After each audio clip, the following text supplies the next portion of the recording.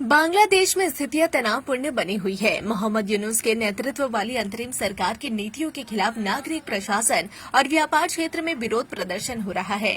ढाका शहर में बेचैनी की स्थिति है और लोगों को अनहोनी की आशंका सता रही है। इसी बीच एक प्रमुख व्यापारिक समुदाय के नेता शौकत अजीज रसेल ने कहा कि देश में व्यापारियों को उसी तरह मारा जा रहा है जैसे 1971 के मुक्ति संग्राम में बुद्धिजीवियों को मारा गया था।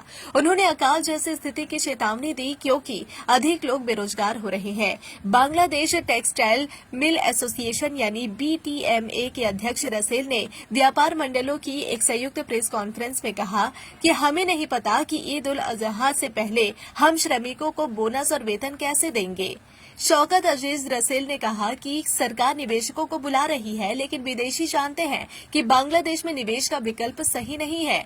वे जानते हैं कि बांग्लादेश से ज्यादा लाभकारी वियतनाम है।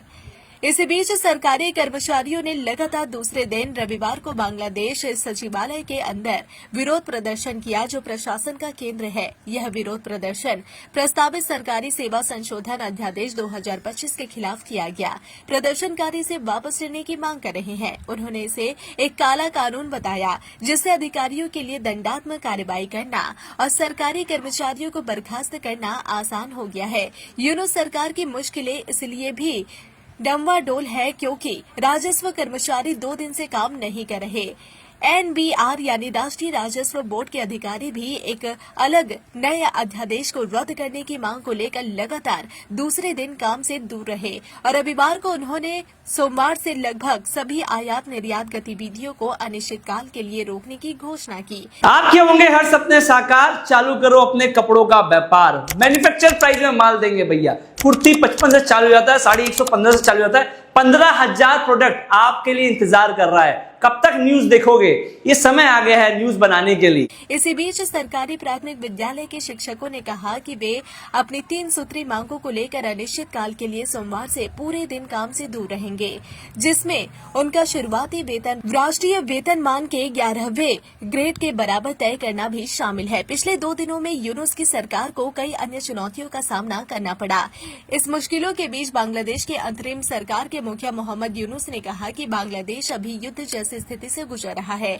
मोहम्मद यूनुस ने कल कहा कि अवामी लीग की गतिविधियों पर प्रतिबंध लगाने के बाद से देश युद्ध की स्थिति में है। मुख्य सलाहकार के प्रेस सचिव शफीकुल आलम ने यूनुस के बयान को जारी करते हुए कहा कि देश के अंदर और बाहर दोनों जगह युद्ध जैसी स्थिति पैदा हो गई है, जिससे हम आगे नहीं बढ़ पा रहे। सब कुछ ध्वस्त हो गया है और हम फिर से गुलामी की ओर धकेल दिए गए हैं। प्रोफेसर यूनुस ने राजकीय अतिथि गृह जमुना में 2 अलग-अलग सेशन में विभिन्न राजनीतिक दलों और संगठनों के 20 नेताओं से मुलाकात की। यह बातचीत उन रिपोर्टों के बाद हुई है जिनमें बताया गया था कि यूनुस ने गुरुवार को कुछ हालिया घटनाक्रमों पर निराशा व्यक्त की थी और पद छोड़ने की इच्छा जताई थी। BNP जमाते इस्लामी और नेशनल सिटीजन पार्टी के नेताओं ने शनिवार को यूनुस से अलग-अलग मुलाकात की थी। यूनुस ने कहा कि जब से अवामी लीग की गतिविधियों पर प्रतिबंध लगाया गया है, तब से स्थिति को अस्थिर करने के लिए लगातार प्रयास किए जा रहे हैं। हमें खुद को इससे बचाना होगा। इस बीच मोहम्मद यूनुस ने चुनाव कराने के लिए 6 महीने का समय और मांग लिया है। उन्होंने कहा कि चुनाव इस साल दिसंबर से अगले साल जून के बीच कराए जाएंगे। गौरतलब है कि यूनुस पहले दिसंबर 25 तक चुनाव करवाने की बात कर रहे थे। मुख्य सलाहकार प्रोफेसर मोहम्मद यूनुस ने रविवार को फिर से पुष्टि की कि वह अगले साल 30 जून से आगे अपने पद पर नहीं रहेंगे और उस समय सीमा से पहले राष्ट्रीय चुनाव होंगे। प्रोफेसर यूनुस ने स्पष्ट किया कि चुनाव दिसंबर से 30 जून के बीच होंगे।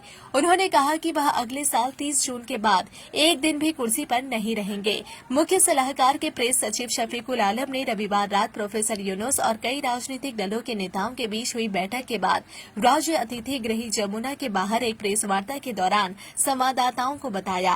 बता दें कि बांग्लादेश में आम चुनाव कराने की संभावित समय सीमा और बांग्लादेश के सुरक्षा मामलों से जुड़े अन्य नीतिगत मुद्दों, खासतौर पर म्यांमार के विद्रोही कब्जे वाले रखाइन राज्य में प्रस्तावित गलियारे को लेकर सेना और अंतरिम सरकार के बीच मतभेद की खबरें हैं।